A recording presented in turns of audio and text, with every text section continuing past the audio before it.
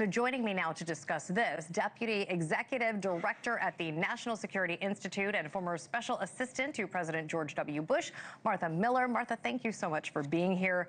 Special Envoy Witkoff meeting with Putin's economic advisor as Zelensky meets with those leaders in London. Do you think that Europe is preparing for a post-war Ukraine, or does it expect this conflict to just keep going? And what can Europe do to really improve Ukraine's defense? Look, this has actually been a pretty big week for Ukraine. First of all, President Trump announced new sanctions on both Rosneft and Lukoil, Russia's two largest oil producers.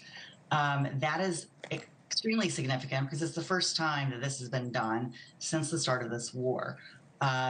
People have been, both the Biden administration, the Trump administration previously had been reticent to embark on these sanctions in the past because of concerns about, frankly, the oil prices and oil markets around the world. Clearly, that is no longer a concern for President Trump. Coupled with the EU, they just issued their 19th round of sanctions against Russia. On the one hand, the fact that it's 19th round does indicate that the 18 rounds have not worked sufficiently. But I think the combination of the two, where the oil, gas, LNG will all be hit, is very important.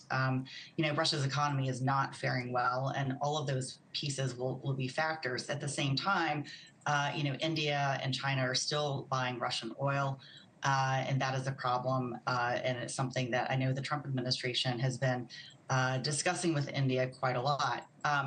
The other piece is the Russian assets that are being held in European banks. And the EU met last week to discuss, I think it's about 140 billion of euros worth of Russian assets, and the plan there is to use those assets as leverage to provide loans for the course of 3 years for Ukraine. So I think the pressure is on. Mark Rutte just recently met with President Trump as well, the Secretary General of NATO. So there's a lot of alignment between NATO, the EU, President Trump. And I think the pressure is on. I think the question remains, will Ukraine get the air defenses replaced and the long-range missiles that they've been asking for? President Trump said no on the Tomahawks. Mm-hmm. But, I think the Europeans would like to step in, but they do need those assets to send further help. So I just asked Congressman Jimenez about this new report that Norway's defense minister says to the Telegraph that Russia is amassing a nuclear-armed fleet in the Arctic Circle to prepare for a potential war with NATO. Jimenez says that he'll have to check on that. But how concerning is this, or could this be? Look, from the very beginning of this, President Putin made clear that this is not just about Ukraine. He was talking back in 2021 about NATO needing to rolling back enlargement that had taken place years prior.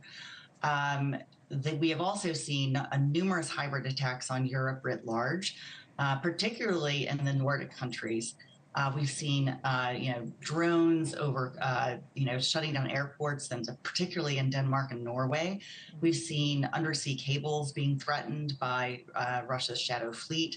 The Arctic is certainly an area where there is reason to be very concerned. I think on the one hand, Russia is trying to put pressure on the Europeans as they do consider taking more measures against Russia.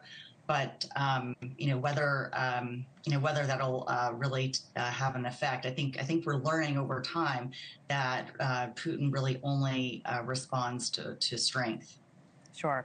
Well, here's what the president just said on Russia's top oil companies with sanctions. Take a listen. Look, these are tremendous sanctions. These are very big. Those are against their two big oil companies, and we hope that they won't be on for long. We hope that the war will be settled. Okay, but most of Moscow's money comes from taxes, not these exports. Will this move actually hurt Russia's war funding? Look, I think it will. Their economy is already hurting. I think, as I understand it, there was a front page article in a Russian newspaper about the price of butter. The Russian citizens are getting frustrated with prices at the grocery store. Inflation is skyrocketing there. So it's not only a question of the warfighting machine, which with the oil exports are important to, but also Russian citizens themselves. I think the last thing President Putin wants is civil unrest, which so far has not been a problem. But and if it goes too far, I think even citizens in Russia will be unsettled enough to to maybe buck the system to some extent. Interesting. All right, Deputy Executive Director at the National Security Institute, Martha Miller, thank you so much for joining us this morning. Thank you.